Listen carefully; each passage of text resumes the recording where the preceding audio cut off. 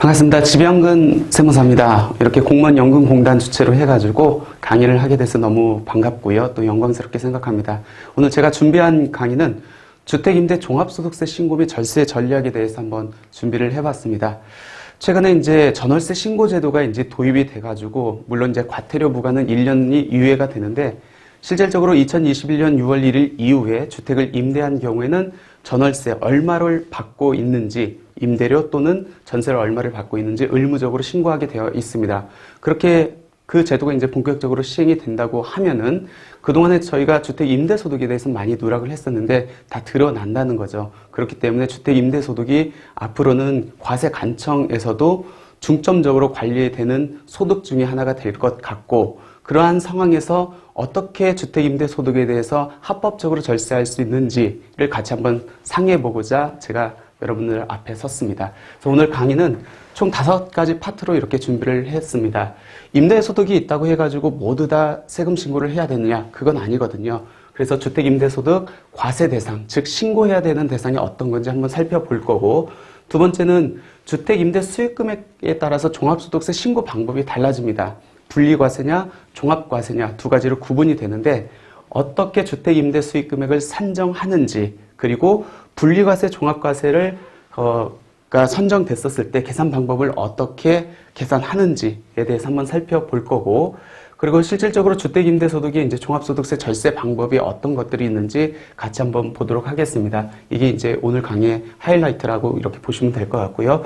그리고 마지막으로 주택임대소득을 이제 신고하면은 세무서에서 그 자료를 건강보험관리공단에 이제 통보하겠죠. 그렇게 되면은 건강보험료까지 연계가 이루어집니다. 그래서 주택임대소득과 건강보험료가 어떤 관계가 있는지에 대해서까지 같이 살펴보도록 하겠습니다. 먼저 파트 1입니다. 주택임대소득 과세대상 판정입니다. 말씀드렸듯이 주택임대소득이 있다고 해가지고 모두 다 세무서에 신고를 해야 되느냐? 그건 아니라는 겁니다. 내가 주택을 몇 채 갖고 있는지, 그리고 주택을 어떻게 임대를 주고 있는지, 즉 월세를 받는지 전세를 주고 있는지에 따라서 달라진다는 겁니다. 내가 임대를 월세를 주고 있다라고 하면은 주택이 2채 이상부터 과세가 됩니다. 그러니까 한 채만 갖고 있는데 월세를 받는다? 그러면 원래는 과세 대상이 아니죠. 신고할 이유가 없다는 겁니다. 사업자 등록도 할 필요가 없다는 얘기겠죠. 근데 한 채에도 고가주택에 해당되면은 그때는 신고를 해야 됩니다. 월세를 받은 경우에. 그래서 여기에서 고가주택의 의미는 뭐냐면 주택 공시가격이 9억 원이 초과된다. 그러면 이 고가주택에 해당한다라고 이렇게 보시면 될 것 같습니다. 그러니까 2채 이상부터는 기본적으로 과세, 무조건 세무서에 임대소득에 대해서 신고를 해야 된다라고 보시면 될 것 같고, 내가 월세를 안 받고 다 보증금 또는 전세만 받았다라고 했었을 때는 최소 주택수가 이제 3채 이상부터 과세가 되는데, 이 주택수를 판정할 때는 소형주택, 뒤에서 한 번 더 말씀드릴 겁니다. 전용면적 40제곱미터 이하이면서 기준시가 2억 원 이하인 주택은 빼고 나머지 주택이 3채 이상인 경우에 한해서 보증금 또는 전세금에 대해서 이제 소득세 신고를 해야 된다라는 겁니다. 대부분은 이제 월세 받는 경우도 있고, 그 다음에 전세로 이렇게 주는 경우도 있겠죠. 근데 실무적으로 이 다가구 주택에 대해서 질문이 많이 들어요. 우리가 주택을 구분을 해보면은 주택법에 따라서 단독주택하고 이제 공동주택하고 구분이 되는데, 이 다가구 주택은 어디에 소속되죠? 공동주택이 아니죠. 단독주택에 해당됩니다. 근데 이 다가구 주택하고 비슷한 다세대 주택이 있습니다. 이 다세대 주택은 공동주택입니다.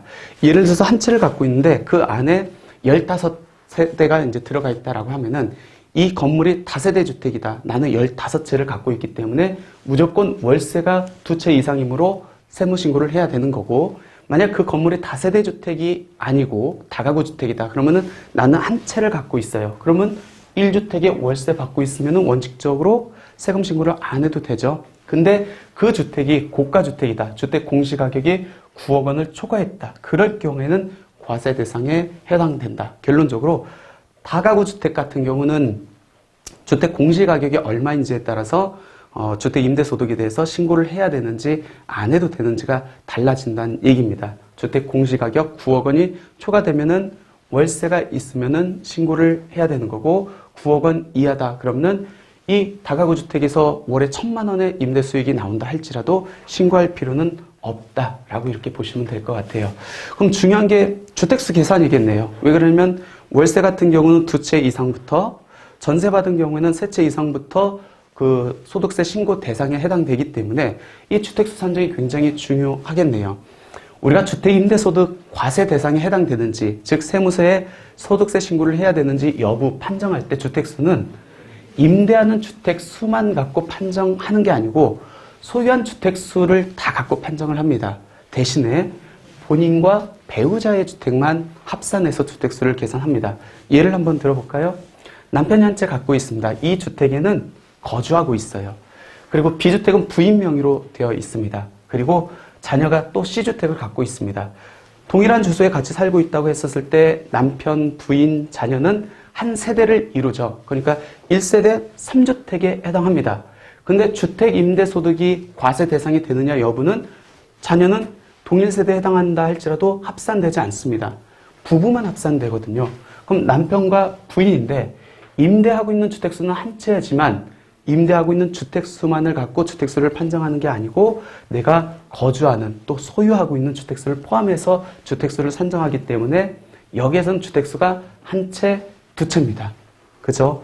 그리고 나서 이 임대주는 주택에 대해서 월세를 받고 있다. 그러면 두 채 이상부터 과세 대상에 해당하니까 당연히 과세 대상이 될 거고, 이 B주택을 월세가 아닌 전세로 주고 있다. 그러면 전세 같은 경우는 몇 채 이상부터 소득세 신고를 해야 된다고요? 세 채잖아요. 근데 두 채이기 때문에 얘는 신고 대상이 아니다라는 겁니다.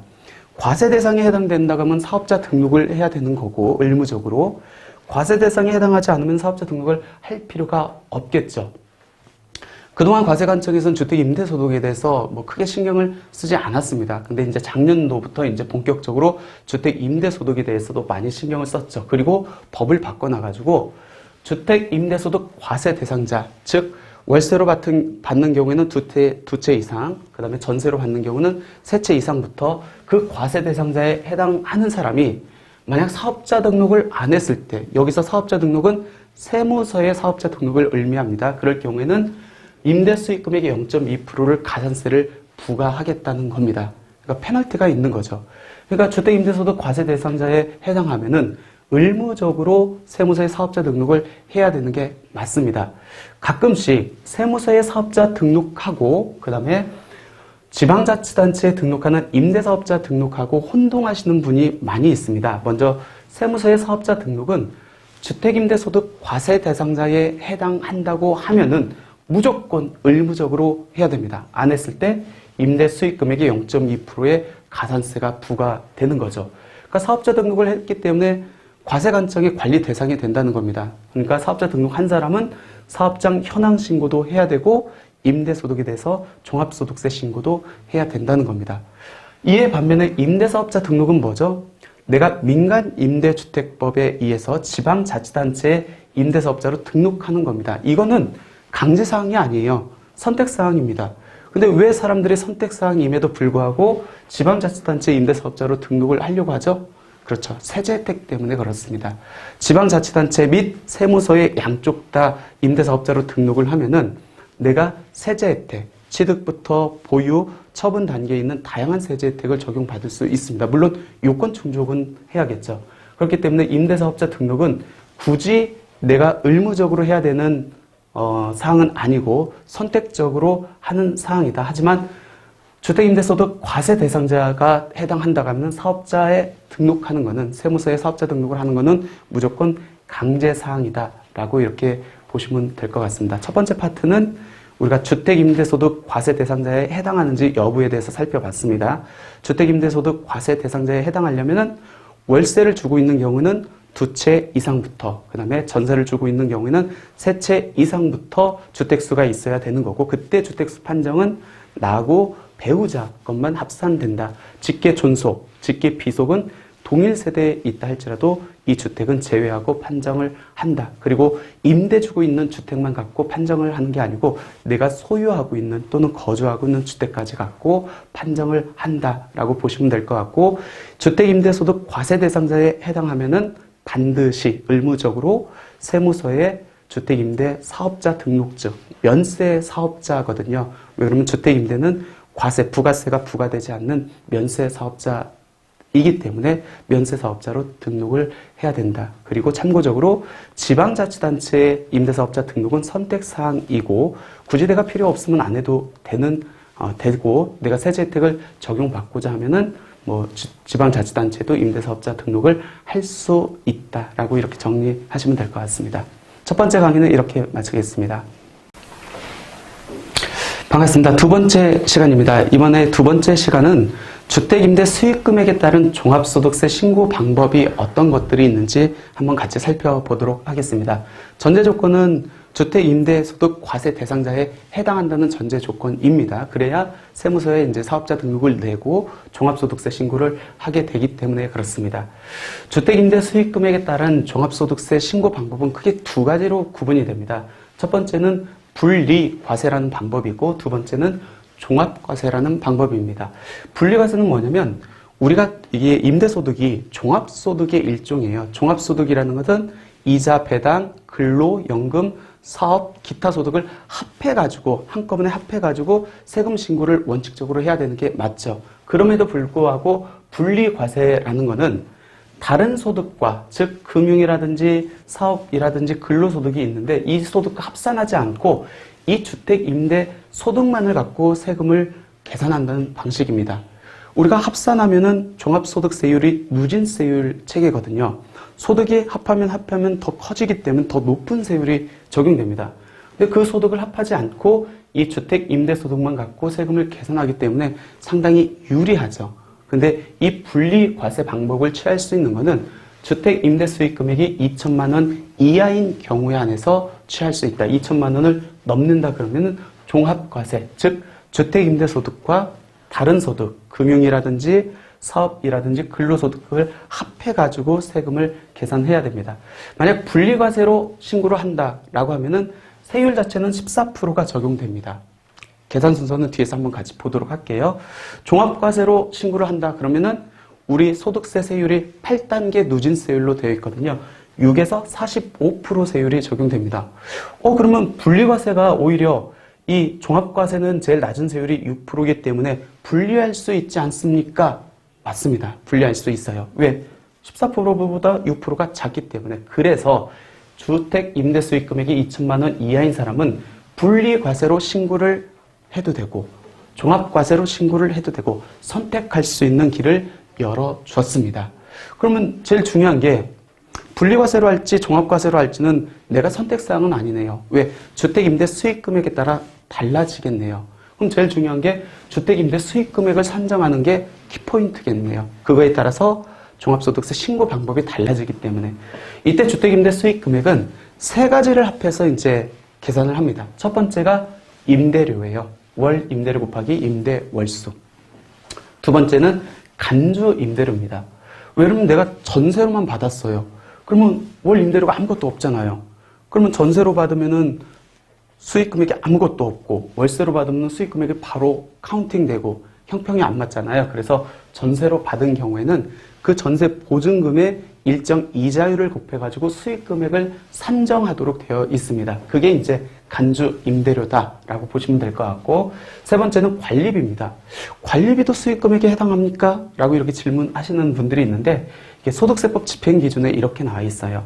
공공요금은 당연히 수익 금액에 들어가면 안 되겠죠. 근데 전기료, 수료도 등의 공공요금을 제외한 내가 청소비를 받는다. 임대 사업자가 난방비를 받는다. 이런 것들은 총수익 금액에 산입을 해야 되는 게 원칙입니다. 근데 많이들 관리비는 거의 대부분 우리가 이제 소득세 신고할 때 수익 금액에 산정을 안 하고 있는 실정인데 원칙은 하는 게 맞다라고 보시면 될 것 같아요. 이때 먼저 임대료 한번 볼까요? 월 임대료 곱하기 임대 월수입니다. 그런데 내가 1월 1일부터 임대를 주는 경우도 있겠지만 예를 들어서 1월 1일부터 6월 말까지는 공실이었다가 7월 1일 날 준다. 그러면 어떻게 되죠? 월 임대료를 100만 원씩 받는다 하면은 100만 원 곱하기 과세 기간, 즉 1월 1일부터 12월 말까지의 수익 금액을 산정하는 것이기 때문에 6개월 이렇게 적용해가지고 이제 수익 금액을 산정하면 됩니다. 우리가 제주도 같은 경우에는 임대료를 선납받는 경우가 대부분 많습니다. 그러면 예를 들어서 7월 1일 날 2021년 7월 1일 날 1년짜리 해가지고 1,200만 원을 미리 선납받았습니다. 그럼 2021년 소득세 신고할 때 주택 임대는 내가 2021년도에 1,200만 원을 다 선납받았기 때문에 1,200만 원을 임대 수익 금액으로 잡는 건 아니죠. 어떻게 해야 되죠? 선납받은 경우에는 해당 연도의 월수에 해당하는 임대 수익 금액을 산정합니다. 그러니까 7월 1일 날 임대를 줬다 하면은 2001년도에 귀속되는 임대 수익 금액은 당연히 6개월분 600만 원이 되겠죠. 그래서 선납하는 거는 연도를 나눠가지고 계산한다라고 보시면 될 것 같아요. 그러니까 임대료 산정은 크게 어렵지 않습니다. 내가 실제 몇 개월 임대를 줬고 임대료를 얼마 받았는지에 따라 달라지고 관리비도 그렇게 어렵진 않는데 실무적으로 가장 어려운 게 이제 간주 임대료라는 겁니다. 간주 임대료는 아까 말씀드렸듯이 월세로 받는 경우의 과세 형평을 맞추기 위해서 임대 보증금 또는 전세금의 60%를 곱하고 정기예금 이자율, 현재는 1.8%거든요. 1.8%를 구해가지고 수익 금액을 별도 산정하겠다는 겁니다. 물론 월세로 받는 것보다 이 간주, 전세나 보증금을 받는 경우에는 보증금이나 전세에서 3억 원을 빼고 그리고 60%를 곱하기 때문에 수익 금액 자체가 낮게 나오는 게 현실적으로 낮게 나옵니다. 그럼에도 불구하고 이 간주 임대료는 대상에 해당되면 이제 계산을 해야겠죠. 근데 간주 임대료 과세 대상은 그러니까 내가 전세나 보증금을 받았다고 해가지고 무조건 간주 임대료로 계산을 해야 되느냐? 그렇진 않고요. 우리가 첫 번째 시간에 말씀드렸듯이 보증금이나 전세금을 받은 경우로서 과세 대상 주택수가 3채 이상인 경우에 이 간주 임대료를 계산하도록 되어 있습니다. 그리고 이 과세 대상 주택수를 산정할 때 소형주택 두 가지 요건을 N으로 충족해야 됩니다. 첫 번째는 전용 면적이 40제곱미터 이하이고 두 번째는 기준시가 2억 원 이하인 주택. 이 주택에 해당하면 이 주택은 빼고 나머지를 갖고 3채 이상인 경우에 한해서 간주 임대료를 계산한다. 3채 이상이 안 되면은 간주 임대료 계산할 필요가 없죠. 그냥 월세만 갖고 이렇게 계산하면 되겠죠. 한번 사례를 한번 들어볼게요. 5채를 갖고 있어요. A, B, C, D, E주택. 언뜻 보면은 다 전세로 줬다고 가정을 해볼게요. 언뜻 보면은 주택수가 5채이기 때문에 당연히 간주 임대료 과세 대상에 해당할 것처럼 보입니다. 근데 자세히 보니까 C, D, E, E주택은 전용 면적이 40제곱미터 이하면서 기준시가 2억 원 이하인 소형주택에 해당합니다. 그럼 주택수에 카운팅 돼야 안 돼요? 안 되죠. 얘 C 안 되고 D 안 되고 E 안 됩니다. 그러면 간주 임대료 과세 대상 주택수는 1채, 2채. 근데 간주 임대료는 과세 대상 주택수가 몇 채 이상인 경우에 적용한다고요? 3채. 그럼 여기에서는 주택수는 5채지만 소형주택이 제외되고 나머지가 2채이기 때문에 얘는 간주 임대료 과세 대상이 아니다. 소득세 신고할 필요 없다라고 이렇게 보시면 될 것 같아요. 그럼 공동으로 주택을 소유한 경우에 그럼 수익금액 판정은 어떻게 합니까? 라는 질문도 많이 하십니다. 사례를 갖고 한번 보도록 하겠습니다. 예를 들어가지고 남편이 A주택을 갖고 있어요. 그리고 B주택은 부부 공동 명의로 갖고 있습니다. 남편이 갖고 있는 그 A주택에서는 주택 임대 수익 금액이 1,000만 원이 나왔다고 할게요. 월세 수입이. 그리고 B주택에서는 주택 임대 수익 금액이 200만 원씩 받은 것 같아요. 2,400만 원이 나왔다고 할게요. 그러면 부부 주택 수익 금액을 합하면은 3,400만 원이기 때문에 언뜻 생각하면은 종합과세로 신고하면 되겠지라고 하는데 주택 임대 수익 금액 신고 방법은 개인별로 하는 거죠. 왜? 소득세 신고가 인별과세 제도를 취하고 있기 때문에 그렇습니다. 그렇기 때문에 공동명의 주택의 주택 임대 수익 금액 산정 방법은 남편의 수익 금액하고 부인의 수익 금액하고 구분해가지고 먼저 산정을 해야 됩니다. 남편 같은 경우에 A주택이 남편 명의로 100%가 돼 있기 때문에 이 수익 금액 전부가 오고 부부 공동 명의로 갖고 있는 수익 금액이 2,400만 원이기 때문에 여기에 50%를 더하면 되겠죠. 그러면 남편 입장에서 주택 임대 수익 금액은 얼마예요? 2,200만 원.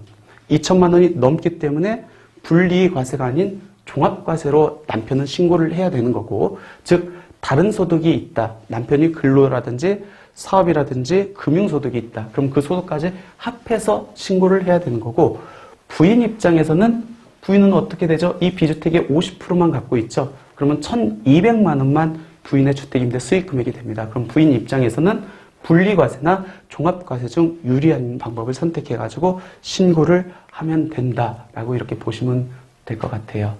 우리가 두 번째 시간에는 주택임대소득세 신고 방법이 이제 분리과세냐 종합과세냐, 즉 주택임대소득만 갖고 따로 계산을 하느냐, 다른 소득하고 합산해서 신고를 하느냐, 두 가지 방법이 있는데 이 신고 방법은 주택임대 수익금액에 따라 달라진다. 2천만 원 이하이면은 분리과세나 종합과세 중 선택해서 그 유리한 쪽으로 이제 신고할 수 있고, 주택임대 수익금액이 2천만 원이 초과된다고 하면은 무조건 종합과세로 신고를 해야 된다라고 이렇게 그 이해를 하시면 될 것 같고, 이때 수익금액은 부부를 합산한 수익금액을 갖고 산정하는 게 아니고 공동명의로 갖고 있다 할지라도 남편의 수익금액 따로 구하고 부인의 수익금액을 따로 구해가지고 각각 수익금액 금액에 따라서 분리과세 및 종합과세가 어떻게 이루어지는지 각자 판단하면 된다라고 이렇게 보시면 될 것 같습니다. 그 수익금액을 산정하는 데 있어서 세개, 월세, 간주임대료, 관리비를 합해가지고 산정을 한다. 특히 간주임대료 계산할 때는 주택수가 과세대상 주택수가 3채 이상이어야 되는데 이 과세대상 주택수를 판정할 때 소형주택, 전용면적 40제곱미터 이하이면서 기준시가 2억 원 이하인 주택은 제외하고 나머지 주택이 3채 이상인 경우에 한해서만 간주임대료를 계산한다라고 정리하시면 될 것 같습니다. 공단 유튜브 구독과 좋아요도 부탁드려요. 공무원 연금 공단